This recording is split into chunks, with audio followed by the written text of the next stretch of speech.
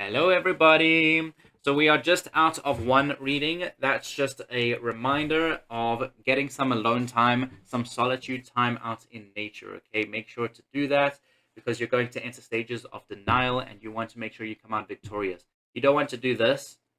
You want to do this, hit denial, go back in solitude and nature, and then start continuing towards your victorious state. And then it's going to happen again because stuff comes up in life, and then you just got to keep doing that. Okay, that's what's there. Invention is still up here, but I think we're not going to. I think I'm going to put this here, but I've put it on the side there. We've got compromise, grace, discontent, despair, bravado, intuition. Now, I am reading this as though I'm reading this for me, so don't worry about the way I'm presenting them to the camera. So compromise. Okay, so the compromise that's going on right now, it feels like there is compromise being made, or it feels like there's a compromise that is going to be made. It feels like something has to be accepted and engaged with. And then onto the grace, the Holy Spirit. The grace is saying that you're going to enter a period of abundance, a period of love, joy, happiness. You're being blessed. You're being graced with certain certain new elements and certain new life coming in, and it's going to be as a result of the compromise that you're willing to make. So there's a compromise. You might be sitting on the fence about something right now, but that's a compromise for you. So that's a compromise saying, dude, you might be sitting on the fence. Like this could be like, how I said earlier, I think this is about a counterpart. It might be about that, or a soul connection. It might be about your soul tribe, but it feels like it's about somebody or something or a few people. It could be something like that. Okay. It feels like there's a compromise that you need to make, and it feels like you're afraid to make that compromise. But this is them saying that if you make that compromise, then it's going to enter into a grace period. Okay. Discontent. I am not lying when I say that I have never pulled this card. This is not in my energy field. Discontent is not in my energy zone. So I have never pulled this card. This is the first time I'm seeing it, and that I'm curious about it. So I'm even gonna go ahead and I'm gonna read.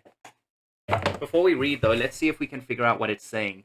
Because if I can read this card without the knowledge of what it's talking about, I mean the word discontent even has like a it's not an energy I engage with. I don't really even know what it's trying to talk about. So we're going to have to tap into the energy. So we're going to do that. It's just confusing because this is a reading that I'm doing for myself as well.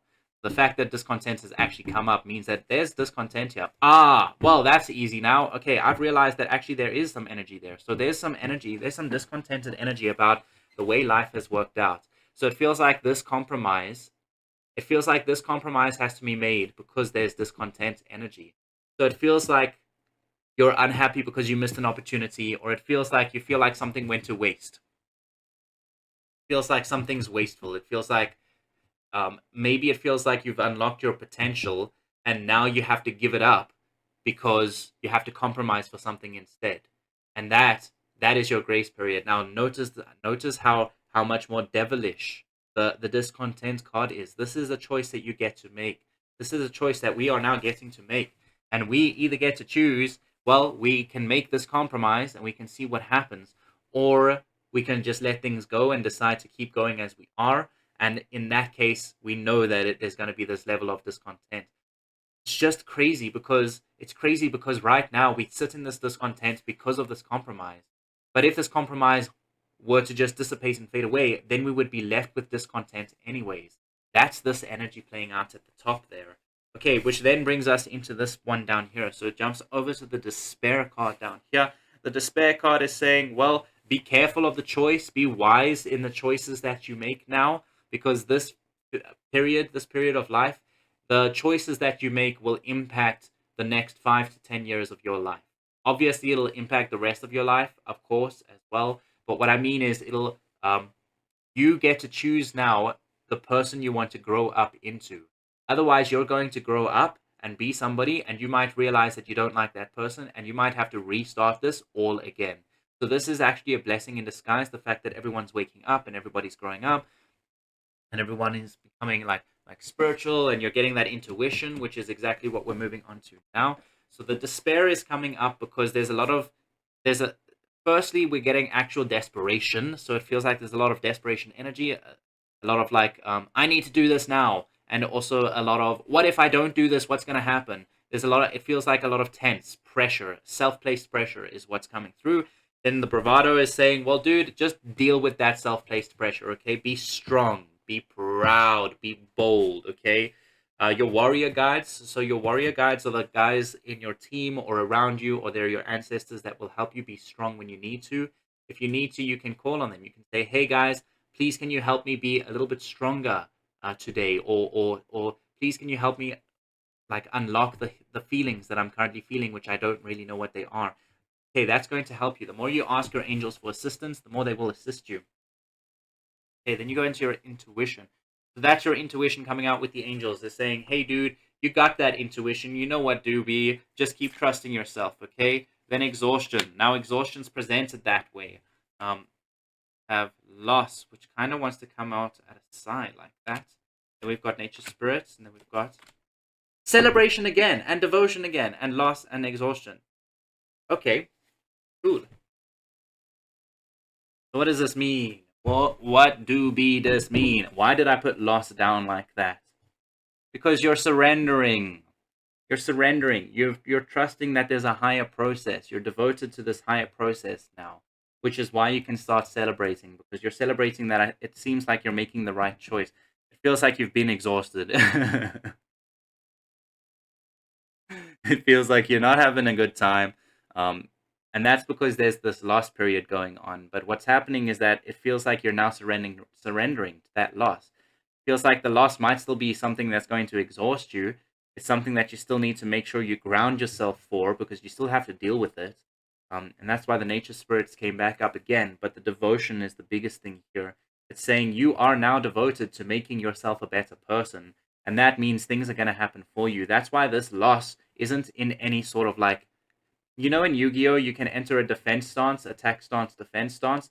This literally is this energy of like this defense stance. It's like, and I don't mean defense as in it's coming off as like protective. What I mean is it's passive, it's docile, meaning that yes, there is loss and you're aware of it, but it also feels like you're willing to work with that loss. So you're just cruising, you're just perusing and cruising and riding the wave of loss. As awful as that sounds, that's what it sounds like, what's happening. And as a result, you'll get to the point of celebration. So this whole process, that whole process of making the compromise versus the discontent, and then going through this process, going through this wave, just to come out celebration at the end. Okay, guys, I know that this is a rough reading. Here's what's going on. There are a lot of people who have reached a state where they are super proud of themselves, and as a result, people are now coming into their life trying to be like, hey, do you want to hook up? Hey, do you want to be mates? Hey, do you want to blah blah? And now you don't know where to stand with those people right now. Okay, and that's okay, because you need to learn who you can trust as well. So that's the process that's going on. Okay, so there's a process of trust being learned for everybody. Yeah. Okay, cool. Thanks everyone. One more. It's definitely saying we need invention and life force is coming back up. What do you want? Gifts. The gifts are coming back in. Maybe one or two more cards, okay? Just one. Well, that came in, and then invention. Dude, invention is sticking with us, bruh. This invention, it's like you are reinventing yourself, man. Respect it, accept it, appreciate it, and let it go. Deceit!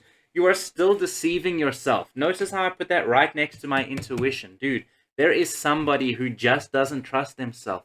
Dude, what are your vibes telling you? What are your thoughts? If are you thinking about someone consistently? It feels like that. It feels like you're thinking about something.